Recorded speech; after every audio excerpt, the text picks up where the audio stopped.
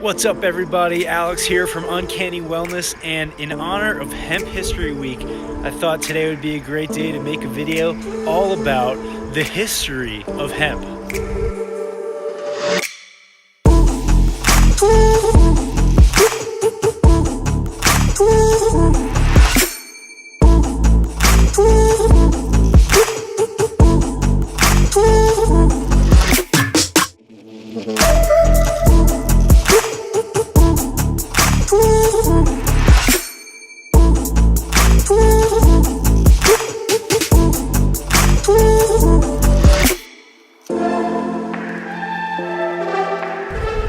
So I'm walking to try to find a place where we can talk a little bit more out of the wind, because as beautiful as it is down here, it is kind of windy.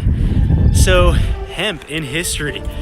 There's a lot to cover, and it's really not surprising that hemp has such a deep and rich history with us humans because of how many ways in which we can use this incredible plant.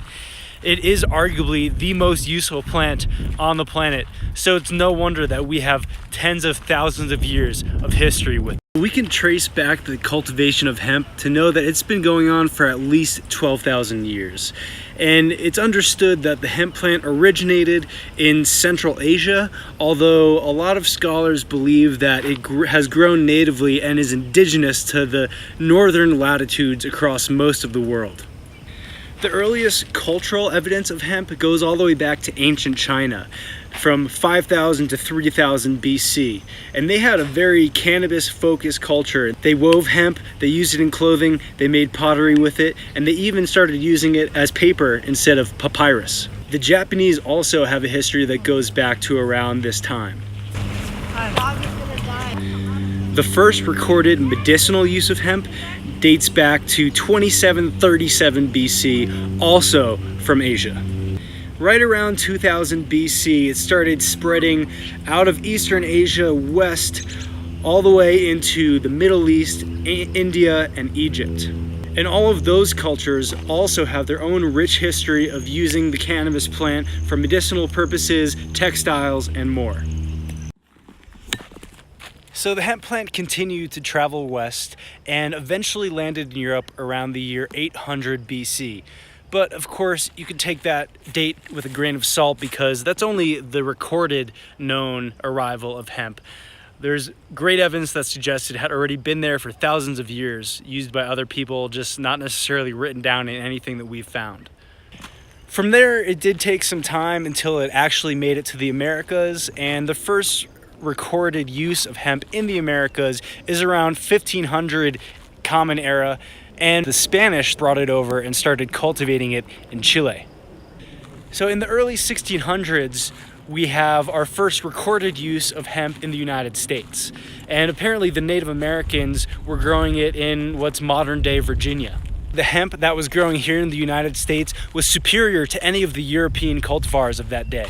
The fact that it had been found growing wild there, not just being cultivated, really points to the fact that it was probably there for thousands of years being used by the native populations. It's in this early American history that we really start to see a lot of recordings talking about hemp, how it was being used back then, and even promoting its use and cultivation. As early as the year 1619, the first Virginia legislature passed a law requiring all farmers to sow both Indian and American hemp varieties. And it was the Puritans that were the first to grow hemp in New England as early as the year 1645. Interestingly enough, the mandatory cultivation of hemp was a pretty common practice back in the early days of US history. In both Connecticut and Massachusetts, they passed laws requiring everybody to plant a teaspoon of hemp seeds, with the thought that one day they can create an entire new textile industry not dependent on Britain. Hemp was so valued by the colonists that there was a time where you could even use it to pay taxes. And of course, one of the biggest supporters of hemp was the one and only George Washington. He even grew it himself. Back then, as it is now, it was a huge cash crop, and people were using it to make fabrics and other textiles. In May 1765, George Washington even wrote down in his diary, recording his planting of hemp seeds every day until mid-April. Later in that same diary, he recounts his harvest in October, in which he grew 27 bushels in a single year. Good job, George. And George Washington was by no means alone. Other famous U.S. presidents that have been known to grow hemp: Thomas Jefferson, James Madison, Andrew Jackson, Franklin Pierce, and more. The hardcore promotion of hemp continued until around 1776. They were passing laws mandating farmers to grow hemp, and they even imposed fines for people who didn't. That's how important it was. Lobbyists were hired to promote and help educate the public about the importance of hemp. Thomas Jefferson recognized hemp as being superior to tobacco, which was one of the biggest crops of that day.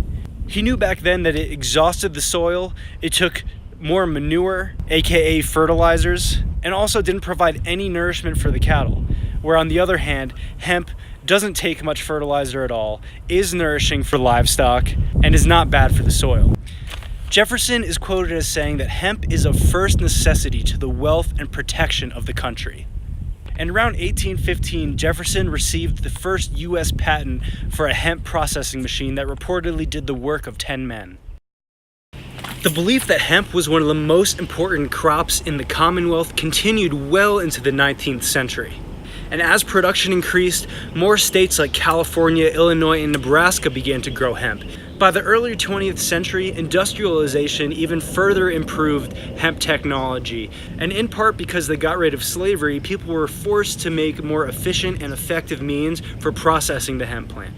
Eventually, the decortication machine was invented, which was considered a technology that would forever revolutionize the hemp industry.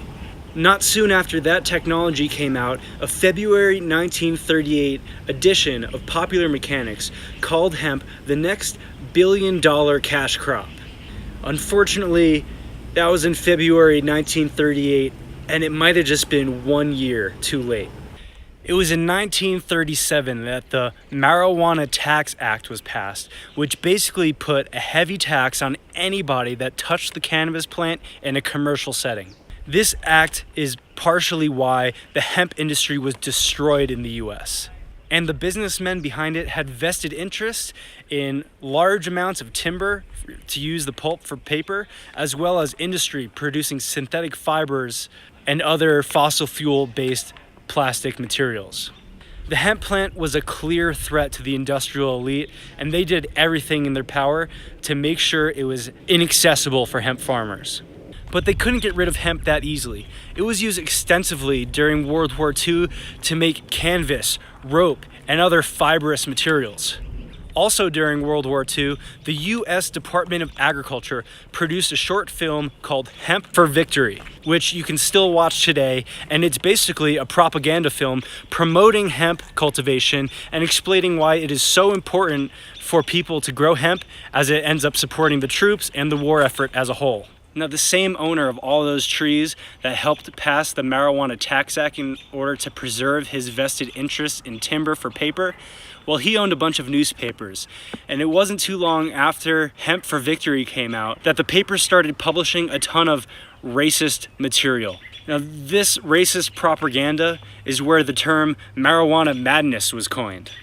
And they directly tied it to Mexicans, African Americans, and jazz musicians. Of course, all of the dangers to society at the time.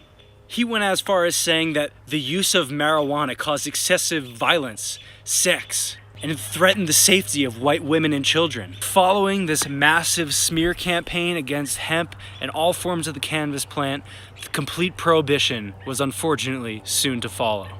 In 1970, hemp was officially considered marijuana and grouped together under the Controlled Substances Act, and it became fully legal despite decades of government-funded research clearly showing that hemp was different than marijuana and that it had a ton of industrial applications. And this new classification for hemp absurdly put it in the category of a Schedule I drug, which means that it has no medicinal value and also is a high risk for addiction. And just as hemp farming in the US became illegal, we saw the rise of synthetic fibers, synthetic fertilizers, and a massive explosion in all things synthetic that hemp could have replaced. So here we are, where the US is currently importing tens of millions of dollars worth of hemp products, and we are just now coming out of this unnecessarily prohibitionary era, and hemp farmers in the US are missing out.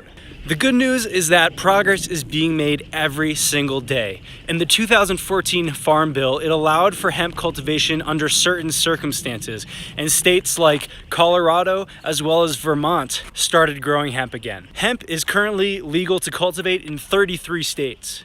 And in 2017, over 24,000 acres of hemp were grown in 19 states combined. Most exciting is the Industrial Hemp Farming Act of 2018, which proposes to completely remove hemp from the controlled substances list, treating it as a normal agricultural crop, which would give farmers access to grants, federal water rights, and the federal banking system. This would be a huge step forward for hemp cultivation in the United States, and honestly, it would be bringing us back to where we were back in the 30s before it became illegal in the first place. And so that's really it. That is the briefest history of hemp that I could give you, covering tens of thousands of years consolidated here into a few minutes. It really is such an amazing time for this plant and this industry as it reemerges into the glory that it once had. As more and more people are finding out about hemp and cannabis as a whole, it's so important for them to realize that this isn't some new thing. This is one of the oldest plant allies in human history, and we have a profoundly rich history with it, from ancient China to ancient Egypt to the original colonists here in the United States and everything in between. Traveling around the United States, you can still see towns called hemp field, and our connection to this plant becomes undeniable. The CBD industry is currently acting as the spearhead to help bring hemp back into mainstream awareness. It's also providing an incredible opportunity for farmers to really tap into the plant as a cash crop until the industry matures some more and we have a greater use for the fiber and other aspects of the plant. And so here we are, on the cusp of coming out of 80 years of prohibition, where we've forgotten our relationship with this plant, but looking back, we can see how deeply connected to it we really are. And so what is somebody to do? Well, the number one thing that you and I can do is to support this amazing plant. You can do that by voting with your dollar and purchasing hemp products, whether it's hemp seeds for nutrition, CBD products, or hemp clothing. You could also get educated and share your knowledge with others, because the odds are, if you're watching this video, you know more than most of the people out there, and it's up to you to help share the truth. So that's all, the brief history of hemp, how we got to today, from ancient times through the colonists, our presidents growing it, and now here we are. Thank you all so much for watching this video.